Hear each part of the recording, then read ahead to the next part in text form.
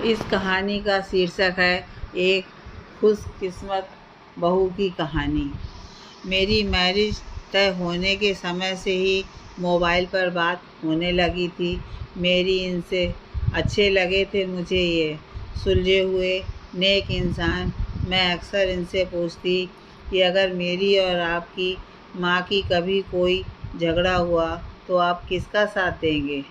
इनका जवाब होता पता नहीं। बस इस एक बात के अलावा मुझे ये बहुत अच्छे लगने लगे थे।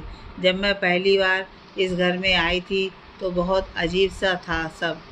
मेरे घर में सब कितना घुल मिल कर रहते।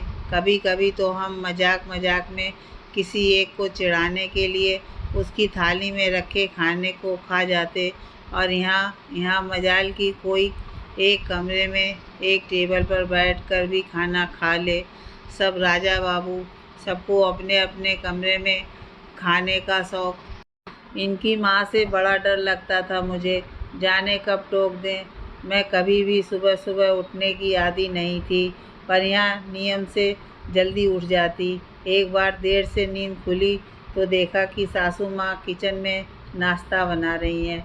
मेरे प्राण ही सूख गए कि आज तो ये बुढ़िया मेरी जान ले लेगी। पर कुछ कहा नहीं सासू माँ ने, बस पूछा कि तेरे लिए भी सेक दूँ या नहाकर खाएगी। मुझे लगा लेट उठने पर व्यंग कर रही हैं मुझ पर। सासू माँ का साड़ी पहनने का तरीका बड़ा सलीकेदार था और मुझे साड़ी से चिढ़। पहनने में ही घंटों लग जाते, फिर पहनते पहनते काम करना अजब हाल था मेरा।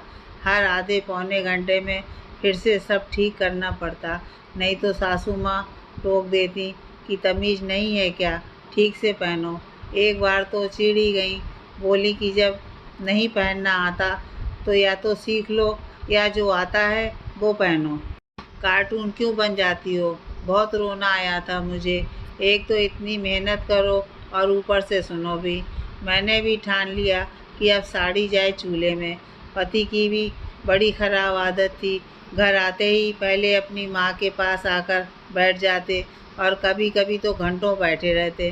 किसे अच्छा लगेगा कि उनका पति उनके पास नहीं अपनी माँ के पास बैठ जाए। ना जाने क्या खुसुर फुसुर करते दोनों। कई बार जब बहाने से उनके सामने आ जाती तो ऐसा लगता जैसे बात बदल दी हो उन्होंने। एक बार ऐसे ही टो लेने के लिए चाय बिस्कुट लेकर गई तो सासू माँ बोल पड़ी कि बेटा तू इतना क्यों परेशान होती है, कभी चाय कभी पानी, जा आराम कर या यहीं बैठ जा। उस दिन से तो मैं चली आई, पर सोचा कि अब खुद ही कह रही हैं तो कल से साथ ही बैठूंगी। साथ बैठी तो लगा कि ये लोग तो फालतू बातें करते रहते हैं या मेरे ही सामने ऐसा बन रहे हैं। जब मेरे बेबी होने वाला था तो डरते डरते पूछा था कि बच्चे का क्या नाम रखेंगे। माँ कितना खुश होकर सासू माँ ने जवाब दिया कान्हा, और मैं डर गई, पूछ ही नहीं पाई कि अगर बेटी हुई तो। ना जाने क्या सोच सोच कर मैंने वे दिन काटे। और जब मेरे बिटिया हुई तो पिछले 10 दिन से रामायण पढ़ती माँ की आंखों में आंसू देखे थे मैंने। खुशी के थे या दुख के पता नहीं, पर महीनों तक उसकी मालिश से लेकर कच्ची पोटी तक सब काम इतने जतन से करते देखा तो आज इतने सालों बाद मैं सोचती हूँ कि मैं खुद अपनी सास में माँ को खोजती थी तो क्या मैं खुद बहू की जगह बेटी बन पाई थी। पता नहीं क्यों हम बहुएं अपनी सास में माँ को खोजती हैं। अगर सास मेरी सासू माँ जैसी होती तो ईश्वर से प्रार्थना है कि मेरी अपनी माँ अपनी बहू के लिए मेरी सासू माँ जैसी बने, एक खुशकिस्मत बहू।